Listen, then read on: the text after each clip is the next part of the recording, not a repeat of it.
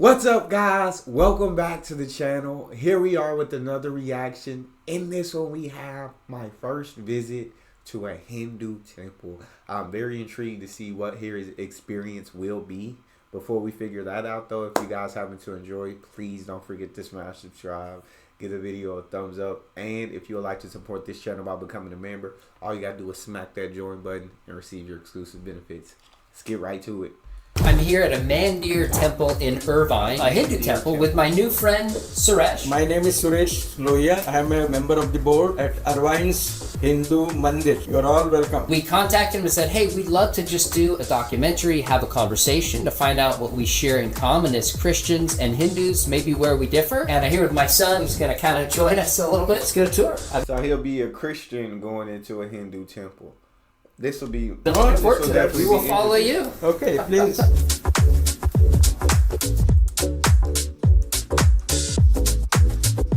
We are in the Mandir. Mandir, right? Doesn't mean temple, doesn't mean church. Mandir itself means what is inside. I come here to address my mind and redress my mind. If we can, tell me what that is. This is like a ash. You people are familiar with Ash Wednesday. Ash indicates that you are from the earth and you are going to merge with the earth. So when you cremate, then it is a ash. In Hindus, we always cremate. Second is, this is the kind of radish, right? Like I have put it here, right?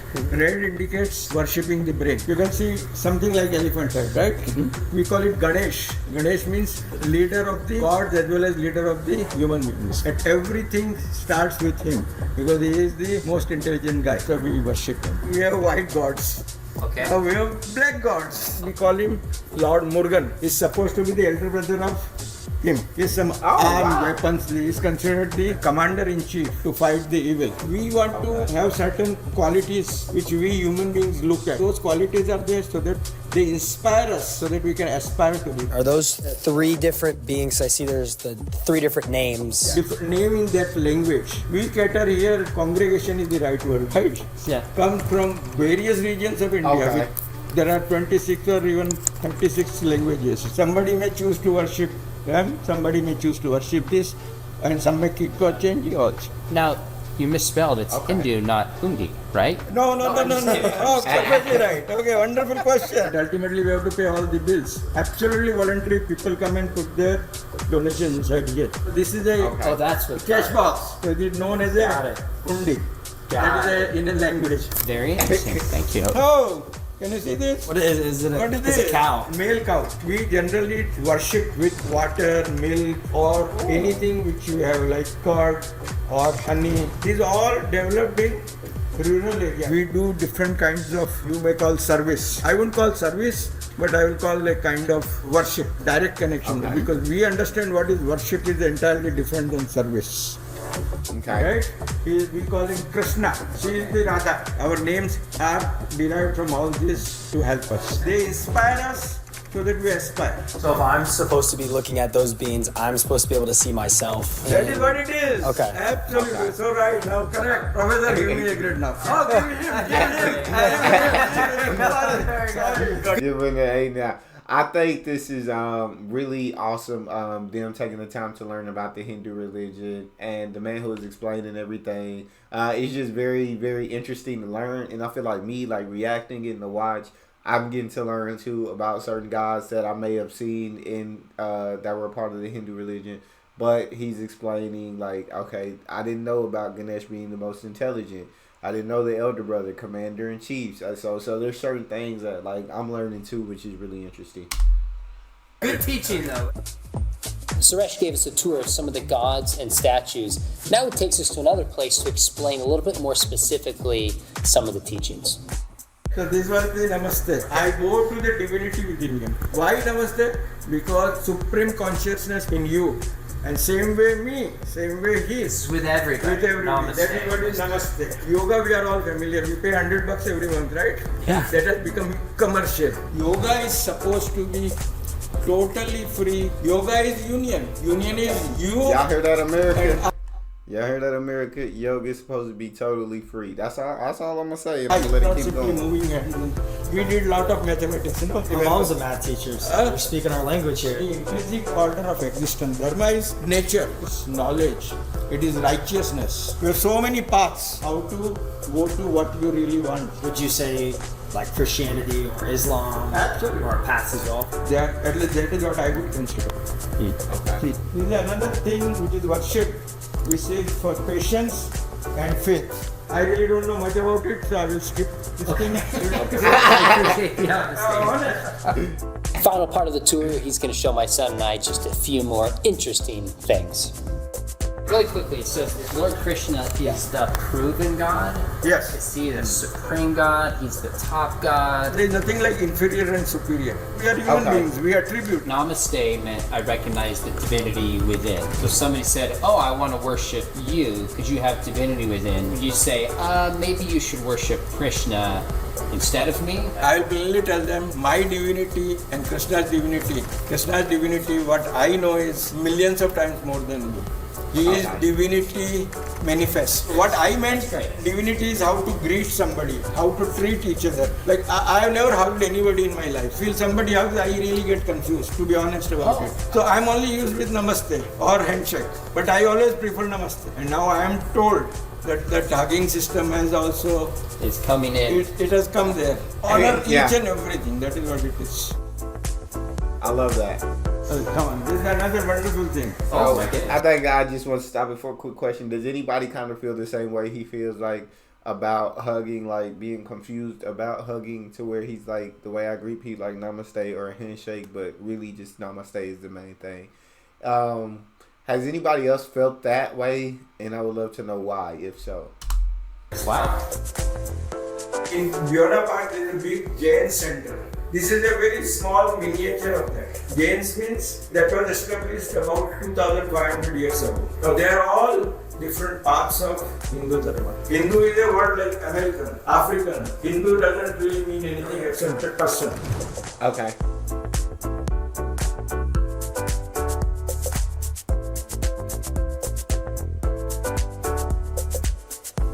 Thank you for that tour.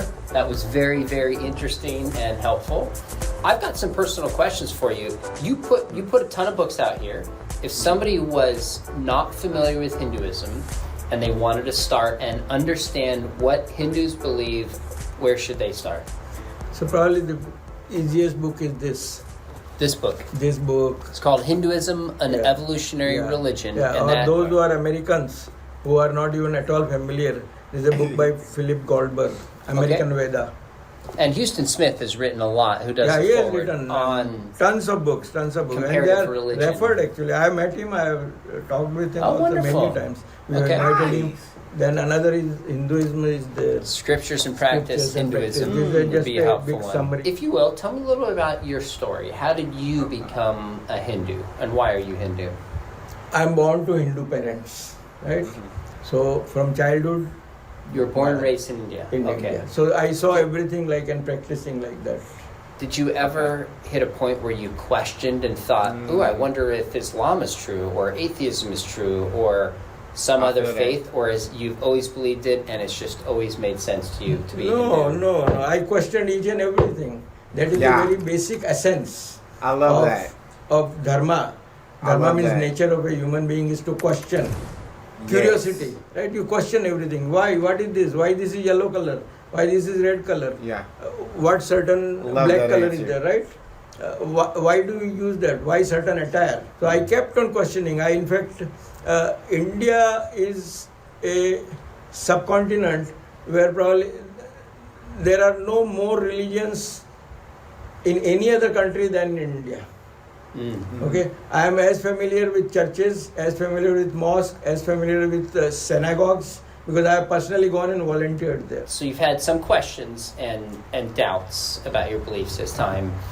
So fine. I really, really love that in the terms of, I feel like there are people who like never question, and I'm like, dang, like how are they so sure? Like how have they never like questioned or thought? Because I have, and I'm a believer in Christianity, but there's been points in my life where like I have questions. I was like, do I only believe in this because this is what my parents believed in? Because this is the way I was raised? Because most of the people I was around believed in this, and I really started. I feel like questioning certain aspects of the Bible, and I just had so many questions. And see, even to this day, I would say I still have certain questions, and more questions pop up all the time, and I'm constantly questioning things. I'm constantly questioning so much. And so him asking that question, him answering like that, like really, really like helps me to know, like, no, like you're not weird for like questioning your beliefs. You're not weird for questioning these things. What I really like about questioning things is that you want to go and find an answer. It helps you go and seek answers. And so that's what questioning a lot helped on my journey, because I was able to form my own beliefs separate of my parents' beliefs, separate of the people around me beliefs by going and seeking answers to these questions.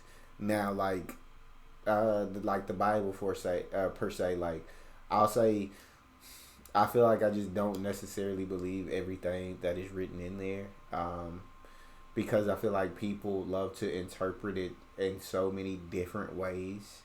And it's frustrating because when you go to this church, this preacher says this. You go to that church, that preacher says this. So you really, I feel like, have to dive in it for yourself. But I just really, like, there's certain things that just, I'm like, that doesn't sound like something that, like, a God would do, that a loving God would do. So I'm like, It just, it definitely, I don't know. I just question a lot of things. But I do believe in Jesus Christ. I do believe, like, he died for my sins. And I do believe in a God that is loving, and a God that allows free will. Because I feel like free will is literally, like, explains so much that happens in this world. And that's not me trying to persuade you to believe in what I believe or anything like that. I would say question things and go find the answers you seek. And then whatever conclusion you come with, that's your conclusion. But like him, I always like, dang, well, like, what do people believe in, like, Buddhism? Are they wrong? What do people believe in Islam? Are they wrong? But I've come to the conclusion that, like, nobody's beliefs are any more valid than somebody else's. So, because I believe in Christianity, this person believes in Islam, this person Hinduism, this person Buddhism, no, I don't think any of us are wrong in our beliefs. Those are our beliefs. And so, yeah, okay, we're going to jump back into the video. Sorry if you're going on a rant. I'm a Christian because I think Christianity is true. Makes sense. And I think people who are not Christians should become Christians. As a Hindu, do you think I should become a Hindu? Why or why not? Okay. How would you approach someone of a different faith? I'll put it this way. Now, okay, we believe that Christianity or any other, we will say, please follow your religion. Please follow them. We believe in conversation, not conversion.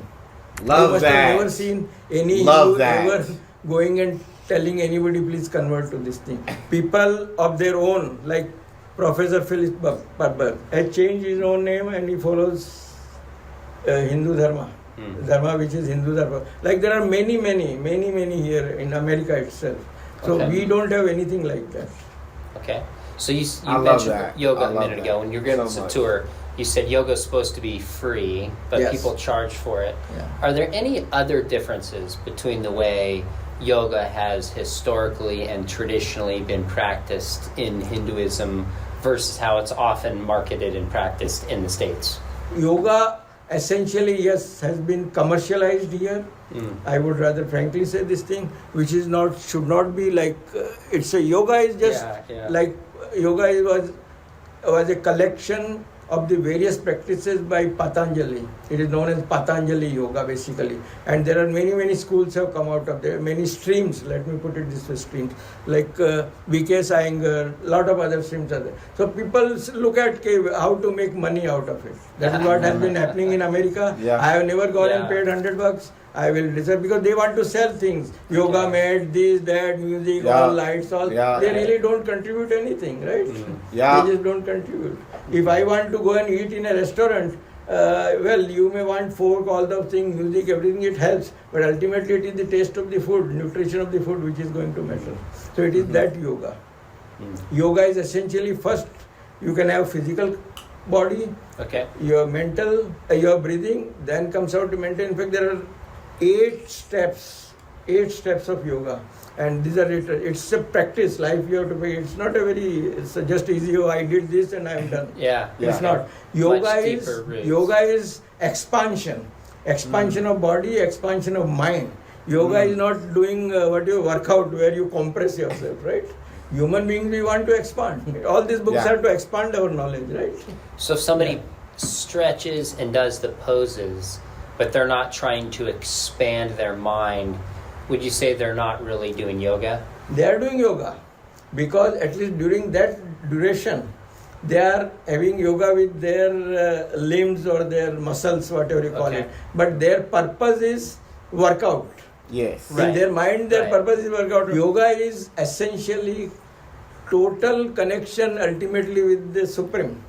That is Okay. yoga. Entire thing in Sanatan Dharma or Hindu Dharma is connection with the Supreme Consciousness. That's what yoga Yeah. is a Yoga way. I love that, and I think I feel like that's definitely very the way America does things is in America literally it's all about the dollar. It's all about making a dollar. So he's saying like yoga should be completely free. You shouldn't charge for yoga, but in America you take things and try to sell things and you try to make money, and that's what we do in this country.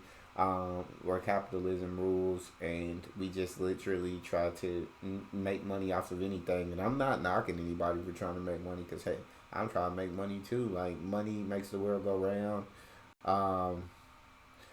But I love his take on it, where he's like, no, like, and the way we do it, it's not about like trying to stretch, and it's not about trying to work out, being in a mindset of working out. It's being in a mindset of expanding your body physically, expanding your mind, right? Total connection with the Supreme. It is about trying to achieve that. Now the poses and everything do help, of course, but and like help with your limbs and help stretching and help you be looser and help your body in a way. As food may taste good, but its ultimate purpose is to nurture your body. And so I absolutely love the examples that he used. I really rock with this guy. Of connecting with the Supreme Consciousness. Yeah, That's the root of it. That's the purpose of it. Okay. I came in here early, and because I'm a professor, I was picking up your books and reading them. I love knowledge. This one really intrigued me. It's called Debunking Mythology. Yeah. And as I picked it up, I got the impression that the author of this book kind of felt like Hindus or Hinduism was a little bit under attack in America on one level by secularism, and maybe Christians and Muslims at times don't understand it. This is not a criticism. Do Hindus feel that way sometimes, like misunderstood and mistreated at times in America? Is that fair? I'm here for 25 years. I worked in the state government here, so I'm pretty big facilities where almost 2,500, 2,000 employees were there. And in my workplace, or so-called my small department, I did not find any problem. But in last 5 or 7 years, or I would say, yes, there is a substantial, noticeable increase in hate and phobia. Why do you think it increased 5 to 7 years ago? I believe it is the kind of environment, kind of publicity, kind of social media, and lot of fake information is going on. Yeah. Oh, And because of that, interesting. is like you can see yourself Okay. here, right? So I have a few more questions for you. Yeah. I feel like, we was just made 2 months ago, so 5 to 7 years ago. I feel like in America that was a time where people, I don't know, they just like took away all their inhibitions, and like they were okay to let their hate free and let their hate fly, and like he spread the spread of misinformation, and people just like it was craziness. It was like you saw true colors of so many people, and it's heartbreaking, like all the hate that people have in their hearts, all the fear people have of what they don't understand, and instead of trying to learn that they decide to rather take in learn themselves. They decide to take in this false information through social media and through things, and say that this is bad without actually doing research for themselves. It is sad. It is sad, and I feel like people now like have just become like careless with their opinions under the umbrella of free speech. Like, I can say what I want. This is America. This is the land of the free. But it's like, why would you want to? Why would you want to spread hate? Why would you want to put others down? Why would you want to make others feel bad about themselves? Why would you want to have such prejudice? Why would you want to do this? Like, it's crazy to me. It's honestly crazy to me, and I truly don't understand it. That's okay. This one you probably would expect from a Christian, but I'm curious who you think Jesus was. In Christianity, the word God indicates Spirit, Father and Son, right? Which is not understood by non-Christians. When we translate, we always say, oh God, Goddess, right? Christianity, there is nothing like Goddess, right?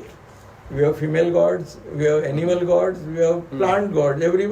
God is merely to indicate something supreme consciousness. Okay. That is what we understand. Like a Christian would understand God is Father, Spirit, Father and Son, right? But if you ask any Hindu, they will not even understand that thing. They say, oh, he is our God, he is that God. Like for me, even a book is a God. He is a God, plant is a God, cow is a God, the plant is a God, everything is a God here. Because living being, non-living beings, they are energy. So energy is God, right? For that logic, can we say gravity is God? Gravity is everywhere present, right? We can overcome gravity, right? Our rockets and everything can take us out. So it's how you try to understand. This question has only relevance when we talk of converting. Otherwise, this is when we offer our service, when we offer our volunteerism, it really doesn't matter. Here also I have done that thing. I would rather say that I volunteered for Mother Teresa. Okay? Yeah. I walked with her, volunteered. For how long? 3 weeks.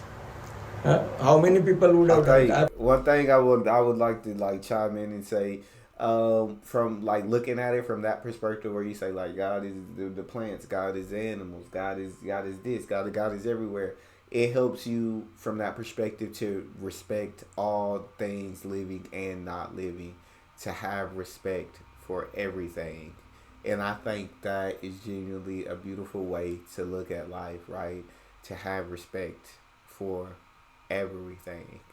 From the smallest insect, right, to any non-living things and so forth. It's like that's really amazing. That's really amazing. I've personally done it. That's great. Okay, I have done it. Now, at that time, my mind or anybody, most Indians have done this thing. Many. Ultimately, from where the volunteers will come. I have done this thing. The intention is to serve. Intention is not to find out what it is. So you're a father? You have kids? Yes. How many kids do you have? I have 3 kids. I have also 3 kids. How would you respond if one of your kids said, I'm not Hindu anymore. I don't believe this. I'm going a different path. How would you respond? Wonderful question. Okay. The way they have been raised, they have learned many practices here, and they have been reasonably convinced out of the practices that they are the best way of dealing with the life and growth of mind. A treasure is lying here, and if you don't benefit, it's entirely your choice. So if I heard you've raised your kids that this is like the best path to go on. The best path. So if they said, I'm going a different path and I think that's better, you would say...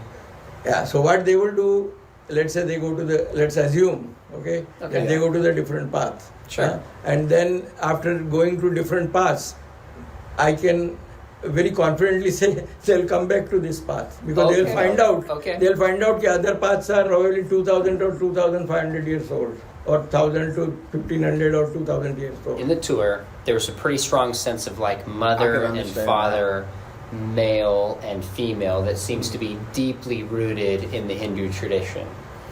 Yet in our culture today, there's a lot of people questioning the existence of maleness and femaleness. Are you like, oh, that's a path people can take on? Or would Hindus kind of say, time out, I'm not sure we're comfortable going that direction?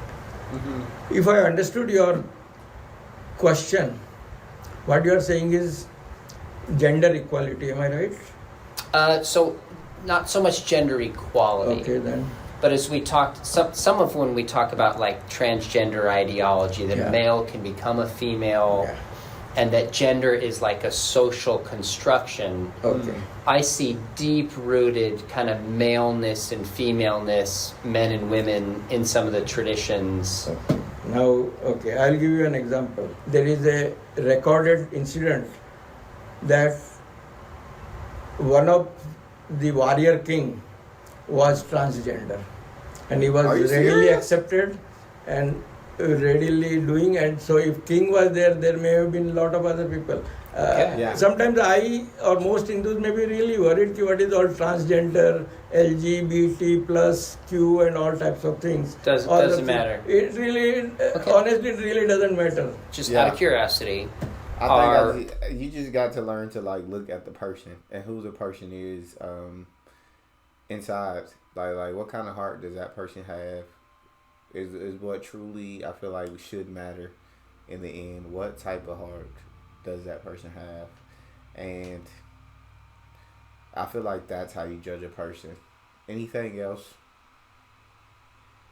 Hey, like if you don't feel comfortable in your body, if you feel like you were born in the wrong body, if you would like to transition, then that's your choice. I wouldn't respect you any more, any less. Like that's your decision to make. I know what type of person that you are, and if you feel like something's wrong and you need to transition or you need to, know what I'm saying, fix anything, then go ahead. Like I support you.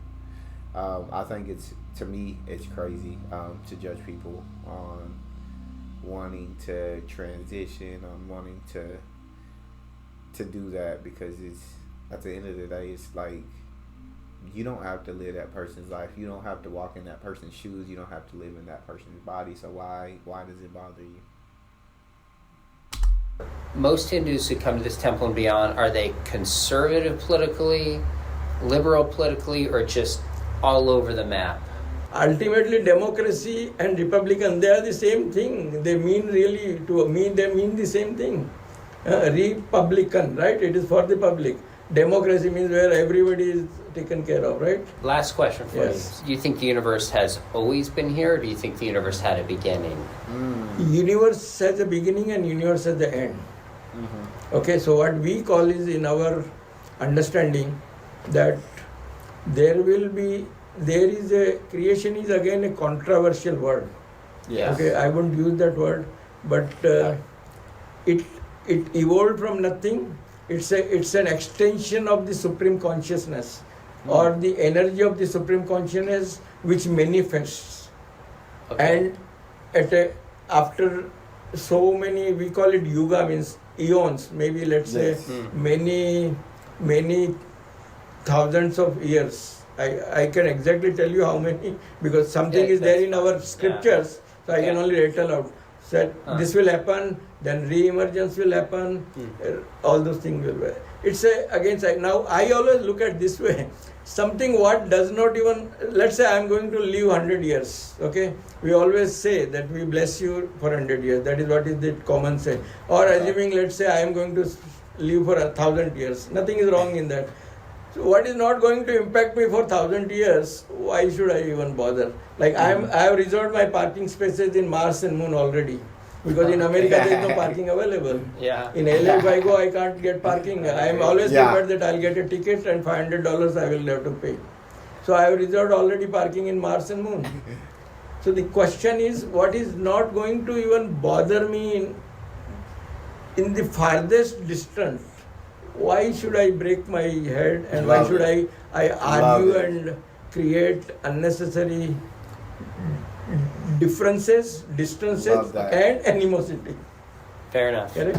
Have I been able to assist you? More than I could have asked for. Okay.